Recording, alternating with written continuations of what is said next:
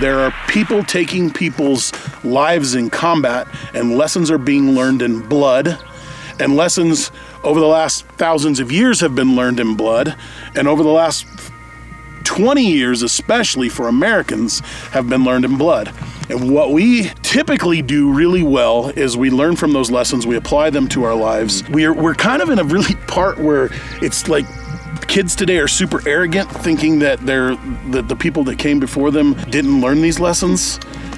So if you're one of those kids and cringe is like part of your vocabulary, you may not learn anything from this. But for the rest of us, Phil has brought some insights to me that are pretty amazing, and let's talk about them. So this is the part that I have never heard anyone talk about or show on the YouTube or any social media ever, and I think this is the part you forgot and the most important part. And yes, that's taking the tape off. Just kidding. I know a couple of you guys have looked at this and said, well, when I look at the gun, it is harder to see, but I can still see that there is a gun. We're gonna help you make this gun disappear a little bit more better. So first things first, pop off our D-Lock bipod. I wish you guys could still get these. I think they might be able to get them again one day. Ooh, Phil got the trigger. It's a Geisley. I'll tape up a Geisley. Are you a flat trigger guy or? I have a flat trigger on my personal gun now, and I've gone back and forth with them. I like the flats. I feel like for me, I can shoot a little faster. I don't know which one I am. I can't make up my mind. Like, legitimately, honestly, I can't. I like them both. One of you will ask me when is the last time I cleaned my gun, and I will tell you, I'm not sure that I ever have. That shouldn't be surprising for you guys, though. So, Phil, tell us how to make this disappear even more. Yeah, so it's super easy, super cheap, and these bands are tactical concealment. Tactical concealment. So they're the foliage bands, 100% natural rubber. And you can use like rigger bands too. They're a little thicker. I wouldn't go to like Walmart and buy the cheap bag of bands. They're just gonna keep breaking on you. So I'd pay a little bit to get the good stuff. But basically what we're gonna do is we're gonna add rubber bands to pieces of the rifle so that we can run veg through them. And what ultimately we want is 2 points of contact for the vegetation itself, meaning I don't want one rubber band here and this is all I have to stick veg in, because if we grab any sort of heavier stuff like the juniper, we know that's going to be front heavy with the branch in the back and the leaves up front. What that's going to do is fall down here and it's not going to do what we want it to do, which we'll showcase in a second here. But so I want to get those 2 points of contact on the gun as close to the scope as we can get. And I'm going to go right behind the bipod as well. You can paint these if you want to, but we're gonna end up putting enough stuff on here that it's not really gonna matter. One thing to keep in mind when we're doing this is if we're gonna put veg out in front on the can, we don't want anything hanging in front of the actual muzzle itself for a couple of reasons. We don't want the round to hit it, obviously, but more importantly, follow-on shots. So what'll get you caught when you're shooting with a lot of veg on your gun is if we have a veg fan that sticks like way out here and we're shooting maybe not as good of a can as this, and that blast will blow the veg left and right and up and down. And it's just a surefire way. If I take a shot from far away and someone has glass and they start looking in that general direction, all they need to see is grass rapidly go poof, and now it's like, there he is, I can see it. So we kind of want to keep it off, but what the idea is to get rid of this circle, because same as straight lines, circles are not natural in nature. So we want to kind of disrupt that as well. We're going to do the same thing with the scope. We're also going to use some netting here too, so it's not just the veg, but the one on the back is more for holding if I run some long veg there, but it can also obscure my face left and right from anybody that's observing. So once Trey gets the bipod back on there, we're also gonna do 2 on each bipod leg, and what we're doing with those is creating a veg fan, which is just another form of cover. So where our vegetation will crisscross up like this, it's blocking me as the shooter. Now somebody's gonna say, hey, isn't that gonna get hot on that can and break that rubber band? And I'm gonna say, maybe, but I'm not, the purpose of this is not a range gun where I'm going and gonna spend 600-700 rounds in the next 3 hours. And this is a dedicated rifle that I already trust, I already know is gonna work. And Phil, how likely, I realize there's always something that could happen, but is there like, I'm gonna go shoot 1,000 rounds in a gunfight? Yeah. So the reality is if we're shooting so much that can gets hot enough to break the rubber band, we're probably not super concerned with concealment anymore. Yeah. Realistically. So I'm going just above the collar here, and then right up by the spring there. So this is gonna give me 2 points of contact to run my veg fan up and under. I'm gonna do the same thing on the other side of the bipod as well. And we're just doubling these up because these are the smaller bands that you can get, I believe. And we can see how loose that is. It's not gonna do us any good. So just double them up, run them up to the spring, and then just above the collar of that extension. Do y'all see this cool stuff that we bring to you on YouTube? It's because we love you. It's because we love you, and we appreciate your support. Phil, I have this really good idea while you're vegging up this gun and getting it ready. What if we had Phil the Navy SEAL, an American Outlaw, and I brought my drones out here, and we did a recce class. Yeah. 5 days. 5 days. Would you guys buy this? 5 days, you come out, you have Phil, the Navy SEAL, you have my drones. There's no hotels, there's nothing. You live out of your kit, and we do mini missions right here where you learn to hide from the drones, you learn to use the drones, you learn to use terrain, you learn some land nav. Would you be down to? Yeah. Yeah? Oh, yeah. Be a good time. Do you guys want to do it? You want to do it? Raise your hand. Hey, I don't see you raising your hand. All right. We're going to put it together. When can you do it, Phil? In October? Yeah, October would be a good time. October is going to be a good time. I'm going to start pumping it. So listen, if you want to work with a Navy SEAL sniper that was literally tip of the spear, like here we go, he just retired, and you want to learn how to live out here off of your kit, like you bring your kit, you stay out here for 5 days. It's not going to be a lot of shooting. It's going to be a lot of tactics and working with your team. Send us an email. So that's it. Super quick fix, super easy, and those bands aren't expensive. So if they do break, I'd always throw a bunch in my bag, keep a couple extras with me, and then if something did snap on me, because they will snap as I'm putting veg in here, they're gonna break, just slap another one on. All right, guys, and here's the portion that nobody's talked about. So vegging the gun and the tripod. Let's get to it. So 2 things that we have that I haven't seen anybody say. They always like to make it like some big survival kit. A silky gomboy that we've painted just tan, and these veg clippers that we painted tan. 2 essential pieces of your kit. You have to have them for your recce kit, but let's veg this up. Yeah, so we kind of chose this spot, one, for ease of filming. We could get way deep into this shit, but it'd be hard for Matt to shoot. But the reason why is we have a shadow, which is super important. And then we also have top cover with the heavy use of drones now is something I would consider more often than not anymore. And it also provides back cover for me, depending on how many people I had with me. It at least gives me some concealment from behind. And what we're gonna basically do, Matt, if you come back this way and look out. So we look, you see my hand here? That'd be like our shooting lane. So we have multiple layers of vegetation between us and what we're observing. So we got that trail that runs out there. So that's what we're looking at. We have an idea somebody or something's going to be coming down that trail. We could be set up here. We are off of the high ground of the military crest. If you look back that way, you can see we're just inside. And then we found this nice area with shade, and we have veg that works its way back, so it gives us multiple layers for depth perception. And then when we veg the gun up, we're gonna use those layers and start in the front and work our way back to us as the shooter with the natural stuff that's around us.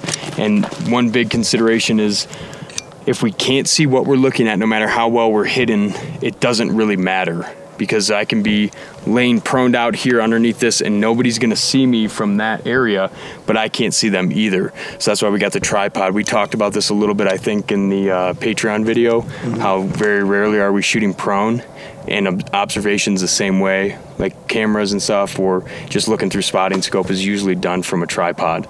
So I'd have that vegged up and set up, and we're gonna just build basically one of these bushes and make the tripod one of them, and we'll kind of watch everything meld together with the stuff we're using.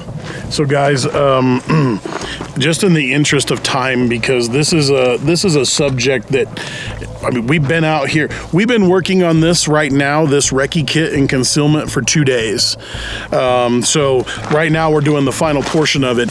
Everything long form is on Patreon. You can see where we started from, how we got it, how we cut it, because you guys' retention level isn't good enough to just sit here with us all day. So here's what we did. We literally, every other piece of this is on Patreon. So kind of as we finish this, you'll get some B-roll of it here, but everything like what we talk about from this point on, it's on Patreon. There's even a free like 1 week trial on Patreon. For the cost of a Starbucks coffee, this is, I don't know, $2 million worth of United States Navy training you're getting. So for the demonstration purposes, the ease of doing this, I'm gonna just do it out here. Ideally, what I want ultimately is to be tucked up in here where I can be comfortable to an extent, because we're gonna be here for a while. And I wanna use any of this natural overhang as a really important piece of this whole thing. So we can manufacture a lot of this with netting and then cut and veg down. But if I can utilize things like this that'll drop down over me as the shooter, I'm gonna try to maximize the use of that, as opposed to cutting a bunch of shit and then putting it on here.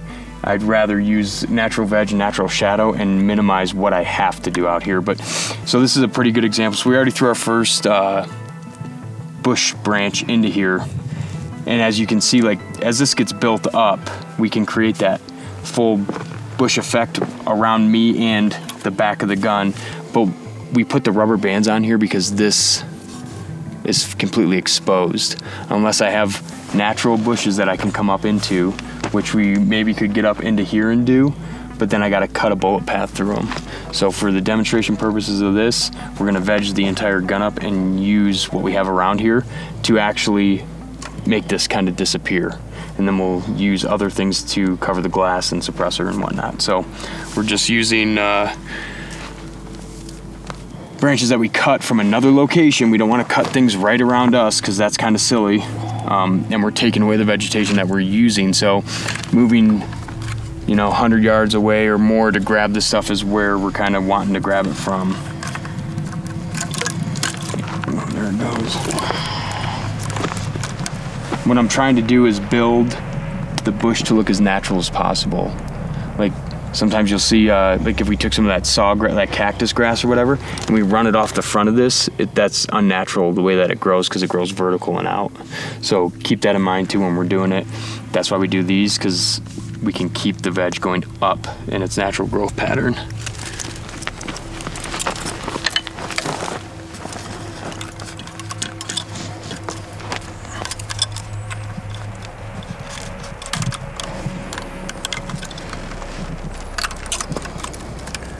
Takes a little bit of tweaking to get it out of your scope line too. Just something you got to play with. And with these modern day optics, they're really good at pushing through veg. Like that you can look straight through bushes sometimes and it's not a big deal. Phil, where can everybody find you? So we got a page, Having a Blast, on YouTube, and then our website for any training or online curriculum stuff is elementalweaponsystems.com. So you can check us out at both of those spots. We got a bunch of new shit coming out, so hopefully they tune in. This seems really tedious and boring, and it can be, but we want to take the time to get this right, because this is ultimately our maximum amount of security, is to not be seen in these situations. You guys, something that I think is really important is, I think and you may not think this, but I think the general consensus is recce is just like, 4 of us are just going to walk through here, and we're just going to freely walk wherever we want, and we're going to look for bad guys. Cool. But recce is more, I'm going there to get this information, and so if somebody sees me, I likely don't survive that. So this may be tedious and boring, but it's important. And also I think it's really important how Phil was just talking about the veg, and how if you just start looking at how natural stuff works, when you make it unnatural, you're easy to see. Yes, somebody has to be looking for you, but when they actually are looking for you, or you're trying not to be seen by a drone, you're trying not to be seen by somebody that was just, I mean, we know the story of Lone Survivor, the goat herders that just picked you up. If you think that you need a recce team, they probably have one too. So, and they've probably got drones, they've probably got the little DJI drones, hell, they may have a big drone up above you. You've got to be able to be cognizant of staying behind the military crest, staying out of the sight of the drones, staying out of thermal heat, staying up inside the shadows, making sure that your natural vegetation around you is... You guys thought this was all shooting, like, whoa, dude, this is awesome, we're making sweet headshots. This is about not shooting. Do everything you can to not shoot. And all of these principles apply to where maybe you guys are up here and you have your family, and you're like, I'm not trying to necessarily do a recce mission, I'm trying just not to be seen, and I'm trying to keep my family safe. All of these same principles apply. You'd still hide your family up like this. You'd never hide them all together, right, Phil? Yeah, correct. So if we were right here in this area where we can probably go another 100 yards on the side of the hill this way, probably another 100 this way, and 100 down. How far out should your recce team be from each other? As far as you can see. Sorry, I didn't say that correctly. I want to be as far away from whatever I'm trying to observe while still being able to observe it. I don't need to be 200 yards if I can do it from 8. Perfect. How far are your teammates away from each other? Within striking distance where I could actually get to somebody.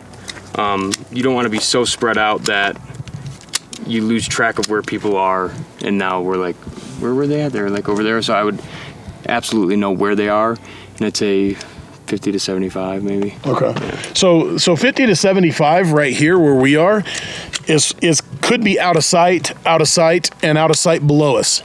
But it might be important because we may not all be able to observe everything, so everybody can observe something a little different.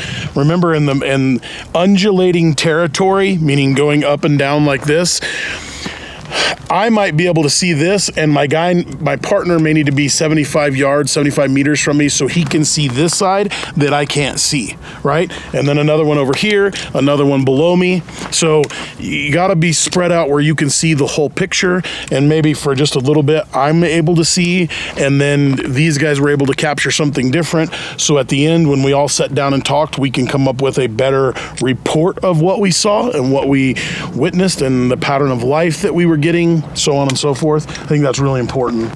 Yeah, the goal is to be super sneaky, right? And not be hanging it out and try and wazoo stuff, because that's when we get into some serious trouble. So treat it like a game of hide and seek. Just so we're going in kind of an order here. There's no order in which I need to absolutely do this. I don't have to start on the gun, then the tripod, and vice versa. If I know I'm gonna have to use a tripod, I'm gonna build that system as is and have it be able to be moved with the legs collapsed. So I'm basically carrying the gun on the tripod to my last position where I know I'm gonna be. What I don't wanna do is put minimal veg on it in another location and then have to come down here and veg up again, because now we're moving where we're trying to stay as hidden as possible. So I've got tripod, bipod. Now we're gonna start working the gun based on what we have. So right now we can see we got some darker stuff behind us. We will work that on the back side of the scope. But as we start up in the front, we're still kind of dealing with some of this, whatever this stuff's called, grease bush.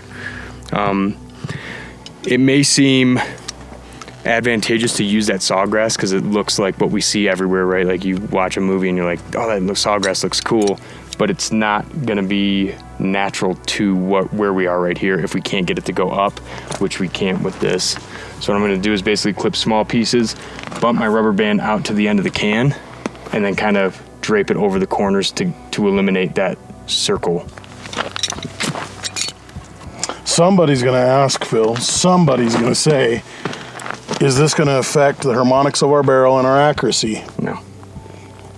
No, it will not. The one thing I will say you never want to do is if you're shooting off a tripod and you get into that and you learn the sling method of pulling down on the front, don't put it around your barrel.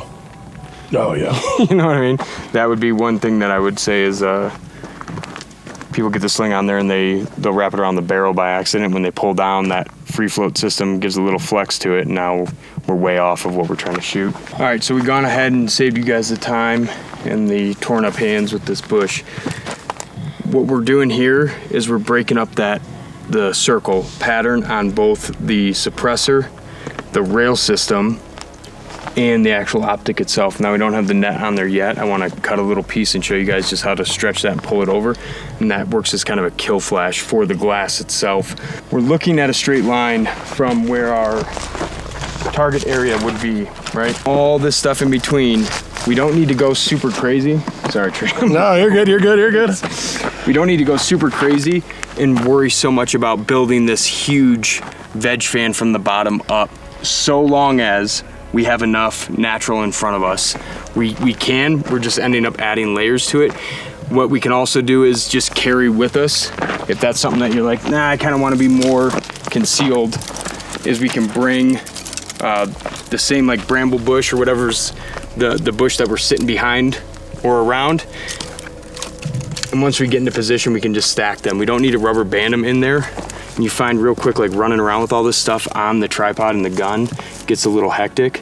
So something as easy as that once we get into position. I want to make sure that everybody understands what Phil's talking about here is why the very bottom is not that important, is because our target is on this side of the mountain, we have all of this right here in front of us. So you can't see the bottom of that tripod because of this. And then it makes it even harder because we have 2 juniper trees, 3 juniper trees. So you got to look through 4 juniper trees, all of this bush right here, this little bush, the bush beside us, and into this juniper tree before you actually can start seeing us. So multiple levels of cover make it to where some stuff on the very bottom you don't really need to see. It's up here higher that becomes the problem. Right, and that's why we want to keep the tripod as low as absolute possible for 2 reasons. It's less work on the veg, less straight lines to be seen, and number 2, and you can attest to this too, is like what's easier to shoot on a tripod, from a seated kneeling position or from a standing? Yeah, the lower you can get to the ground, the better you're going to shoot. I think my limit as a, moderate shooter, I can do 600 meters off of a tripod, and beyond that I don't really hit it anymore. Yeah. Standing all the way up. Right. The closer I go to the ground, the further I can reach it out. Yeah, there's a lot more deviation with the human input on a standing than it is if I can get in a real good crouched, modified kneeling. I can kind of tighten things up a little bit more, so that's what I'm looking for. And then our selection for this location was picked because of what Trey's talking about. A V cut in the trees, layer, layer, layer, layer, and then us with overhead cover and a shadow. So this is like where I would really want to be. And we talked about it, you can't shoot from prone from here. You just can't. So you're kind of stuck with a tripod. You got to use it. Hi, I'm sitting in my hide now. This is something that I think sometimes gets overlooked, and I find it to be extremely helpful and important. So I'm a righty as a shooter. We're not gonna be in like a great position behind the gun, especially on a tripod, so I'm trying to get as comfortable and as accurately set as I can. But what I am hyper focused on is I wouldn't wanna set, if I was a lefty, I wouldn't wanna set this up close to this other veg, because as I'm shooting left-handed, now I have to build out on the other side. So it's also a choice of like, where am I gonna pick?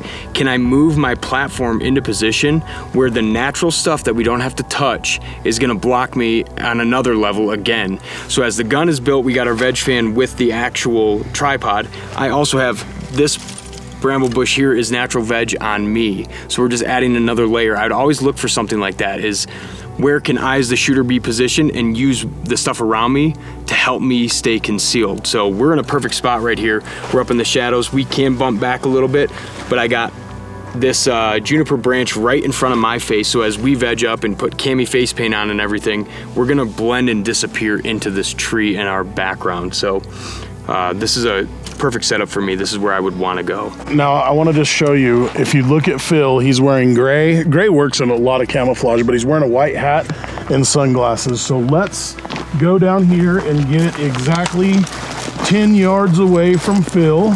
And Matt, turn around up there and go ahead and grab. So now I can see Phil's white hat and I can see his white arms. But if he was just wearing the gray, I don't see him very well right here. Let's come directly in front of him.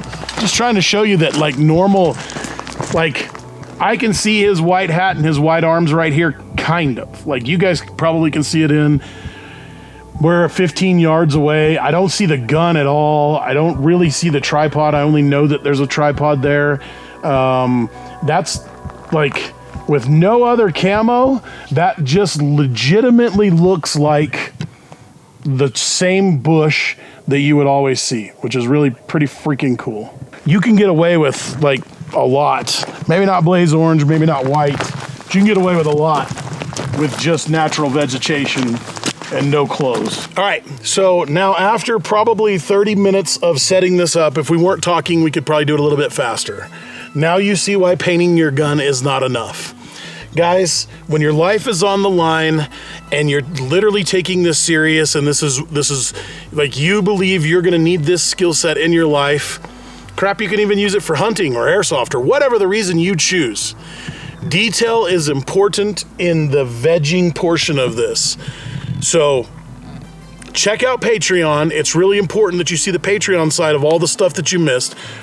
Where can they find you? Having a blast on YouTube, and then elementalweaponsystems.com is all of our training stuff. So our YouTube channel is more of the fun side of guns and shooting, and then the training side is through our website. All right, awesome. You're gonna go to Phil's website. You're gonna book the October class to train with a Navy SEAL, sniper, recce guy, and a drone guy, and a long-range shooter. I don't care what you want to call me. The YouTube craziness gun thrower guy. But we're gonna come out here. We're gonna bring you in your kit. You don't get to add anything. You could take away, but no adding. Actually, you can bring everything that you want to bring, and then the first 2 days we'll let you can decide what you want.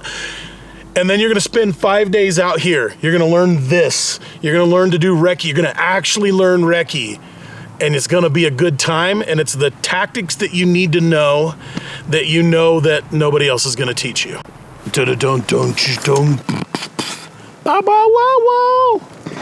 I can't fucking see it. That's the point. You look like a beekeeper. Hi, I'm Beekeeper Phil. I'm Beekeeper Phil. Nice to meet you. What? A couple degrees towards the sun. Cheat to the sun. Yeah. Cheat to the sun. You may get lucky with the clouds here, Matt. Some people are calling me Silent Bob on your channel. Silent Bob. Today on American Outlaw, we have Silent Bob. Hello, Silent Bob.